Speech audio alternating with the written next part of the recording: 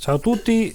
Allora, in questa lezione una cosa fondamentale, non progrediremo a livello di evoluzione.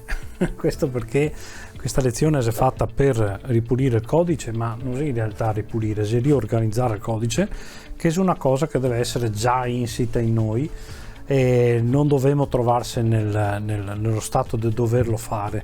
Già che nelle lezioni precedenti ho sappa strada delle cose sporche, quindi è ben ritornare sopra e ripulirle o riorganizzarle, appunto. Quindi non faremo nessuna evoluzione sto giro, dovremo imparare a sviluppare in modo puro, in modo pulito.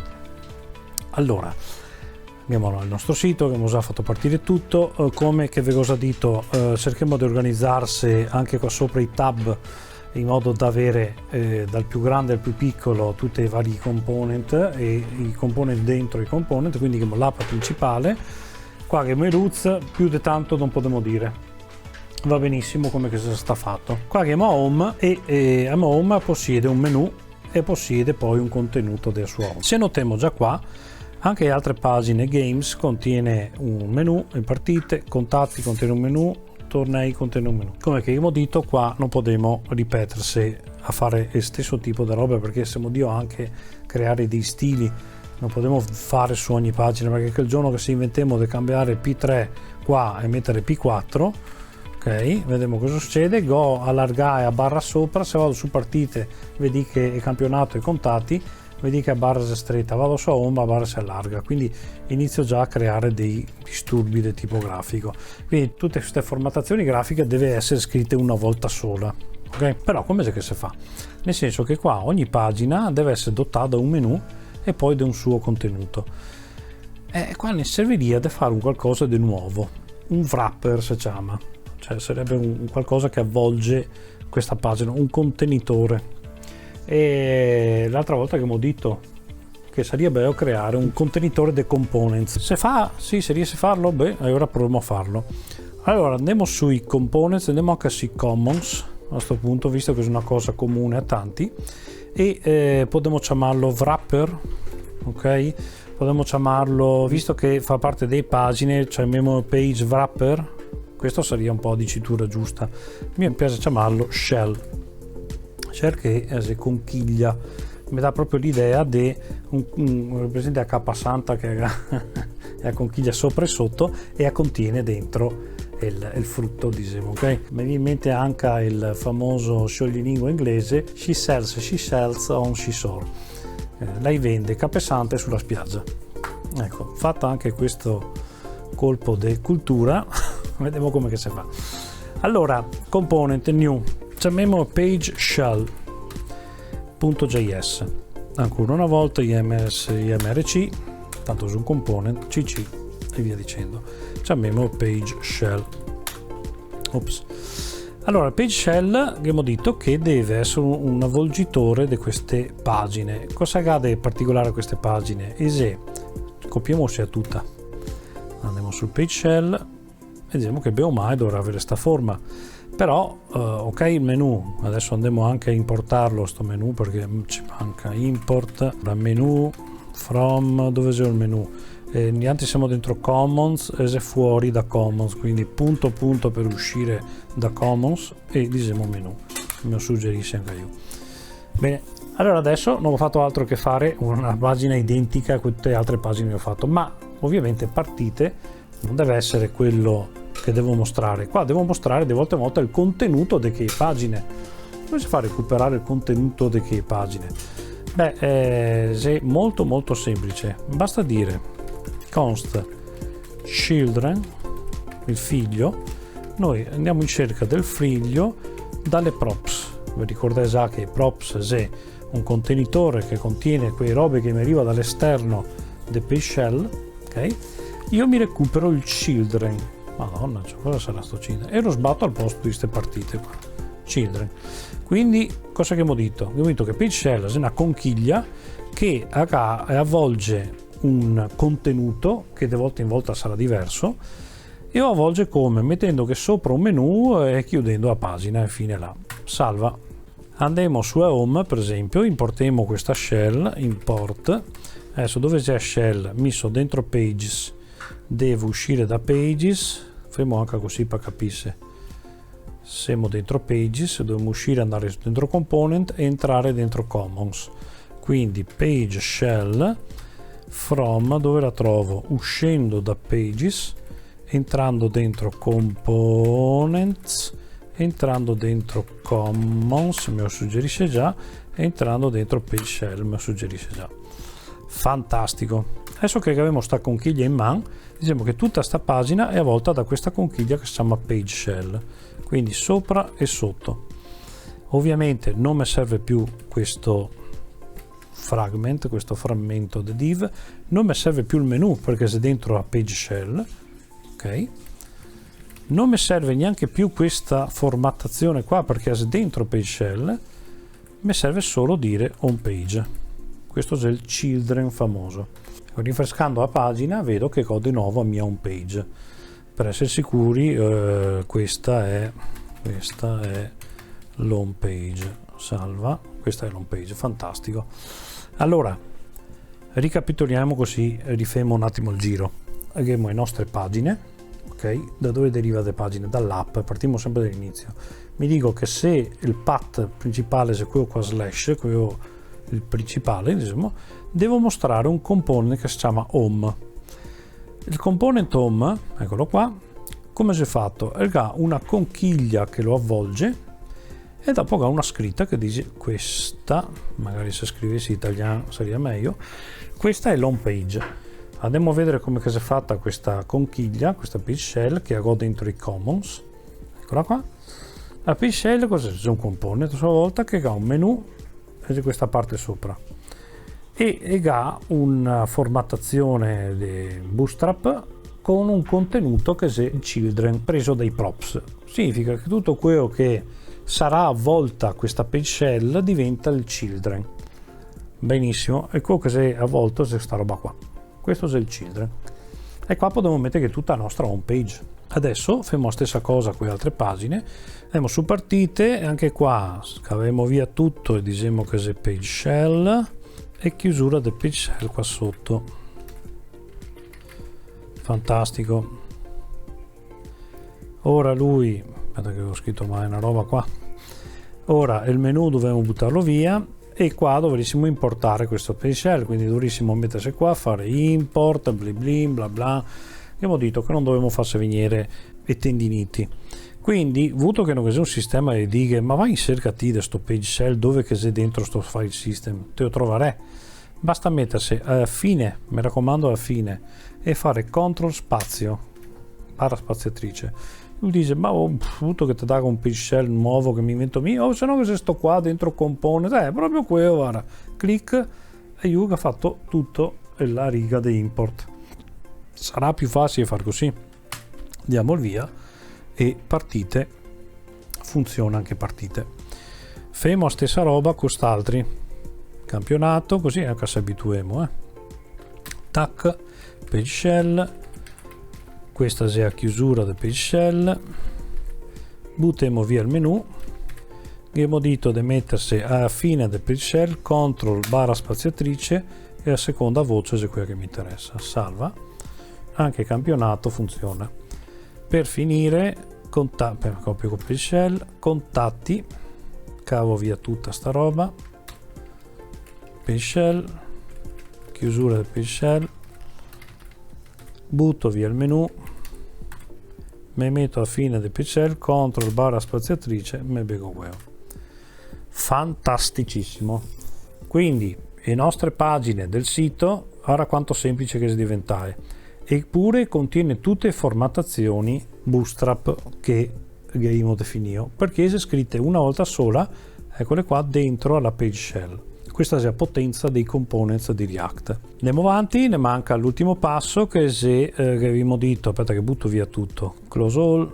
Bon, cosa ne manca? Che avevamo allora fatto l'app era a posto, le pagine che abbiamo racchiuse dentro dei shell, bellissimo. Ne manca che nella shell che era questo menu, e quindi il menu anche qua a sua volta, se vediamo, è un po' ripetitivo sui fogli di stile, diciamo, no? Ripetiamo tante volte queste scritte qua.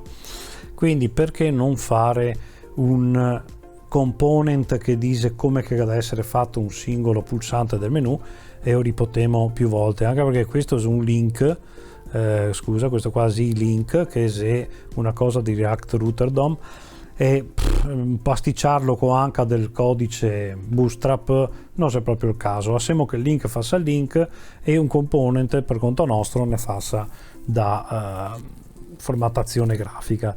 Beh, questo in questo caso è ancora più semplice, cioè andiamo nei common, visto che è qualcosa che useremo più spesso, e o chiamiamo menu item, ok, menu button, perché già button avevamo scritto là, menu label dai, perché mi interessa solo definire a label questo menu. Fantastico. mrc cc menu label, vale. Come al solito andiamo a pescarci da qua sto foglio di stile, tac, lo copiamo e diciamo che menu label è banalmente un div che elga questa classe, questo foglio di stile. E qua dentro cosa ha? Beh, qua dentro che faremo entrare un const label dalle disprops, cioè prendiamo dal fuori che ci manda questa label e la sbattiamo dentro qua, label. Quindi ho fatto un component dinamico che riceve da fuori il valore home, partite, queste scritte qua. Bene, andiamo sulla voce menu qua e diciamo buttiamo via allora tutti questi fogli di stile. Anche in questo caso selezioniamone uno, facciamo CTRL D e buttiamo via tutto. A sua volta, che c'è ancora uno spazietto, potremmo fare freccia indietro per cancellare quella porcheria là. Adesso dovrissimo avvolgere queste scritte, queste label, con questo menu label, così riusciamo a dargli un stile, perché se mi salvo vediamo che si sparisce di nuovo perché diventa quelle robe odiose con i sottolineati colorate di blu come che abbiamo visto nella lezione precedente. Allora, come si fa? Mettiamo via scritta home, fermo così per essere più ordinati, e fermo menu label, che passiamo a label e diciamo che si chiama home e chiudiamo subito, siamo in linea. Ancora una volta menu label dovrissimo importarlo, se mettiamo a fine fermo CTRL spazio, usa mi propone quello dentro commons e quindi importa menu label dentro commons. Bellissimo, sta cosa qua basta che lo ripeta per partite,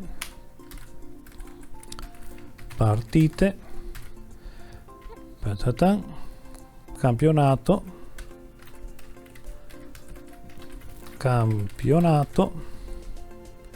e contatti.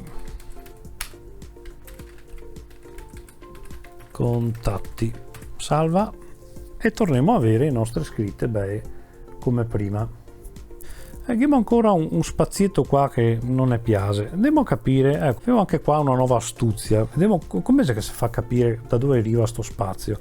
Mi immagino già che siccome abbiamo fatto questa lista non ordinata, che abbiamo messo sti LI, probabilmente Zeori che crea uno spazio in più, o forse sarà sti link, non lo so, potremo vedere. Tasto destro, esamina. Bene, l'esamina ne permette, fermo a tutto schermo così se capiamo meglio, andando a vedere i calcolati, e sappiamo che, vediamo dove che siamo, qua siamo sul menu di navigazione, sulla lista non ordinata, e qua che abbiamo gli LI e singole voci, qua che abbiamo il link che diventa un href, quelle robe là.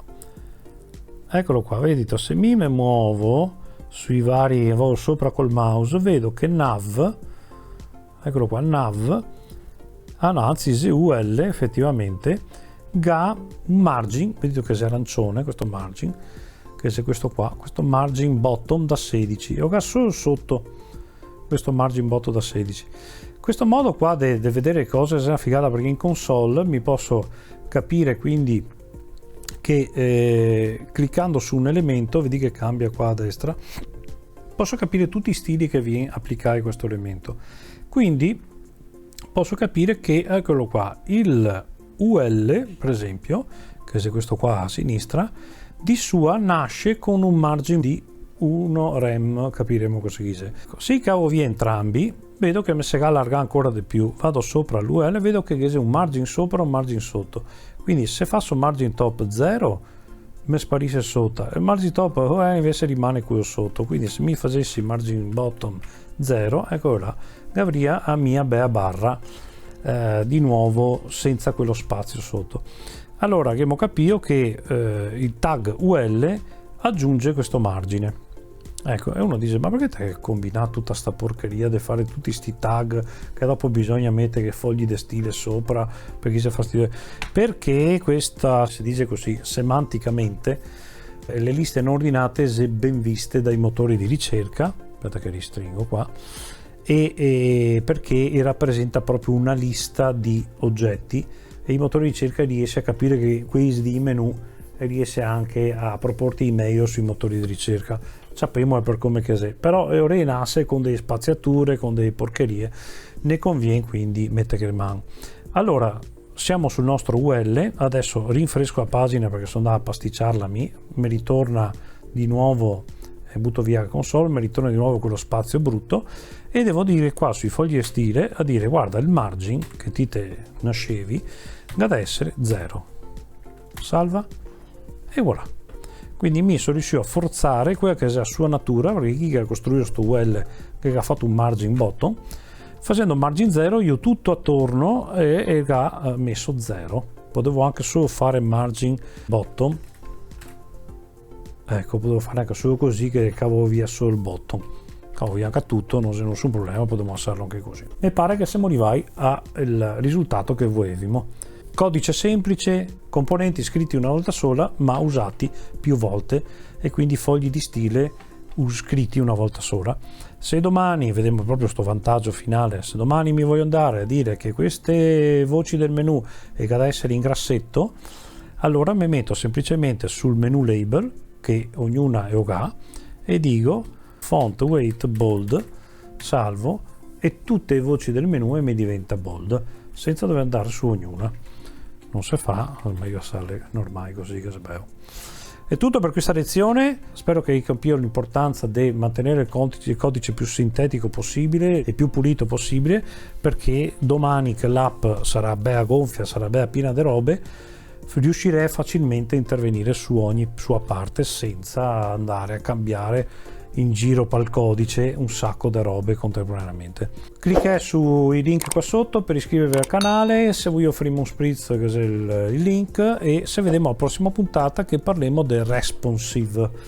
Guarda, vi mostro proprio il volo, facciamo versare a console, Ctrl Shift I, passo su Edge, vedi qua prima del console che è un simbolo di uno smartphone e di un desktop, clicchiamolo, mettiamo anche a tutto schermo così capiamo, abbassiamo un po' la console e qua vediamo che siamo in una sorta di visualizzazione di dispositivi di diversa dimensione.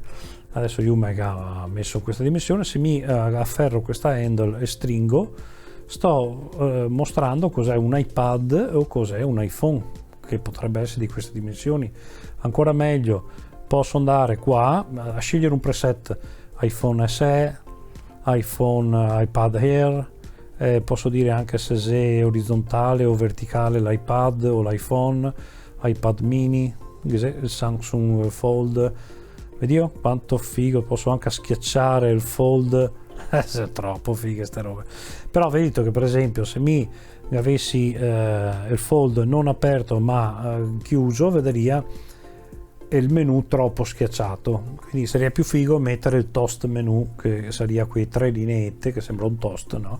Che cliccando e poi viene fuori una barra sotto con tutte le voci del menu. Vedremo proprio questo, il responsive, ok? Quindi intanto vi saluto e vi ringrazio ancora per l'attenzione. Ciao a tutti.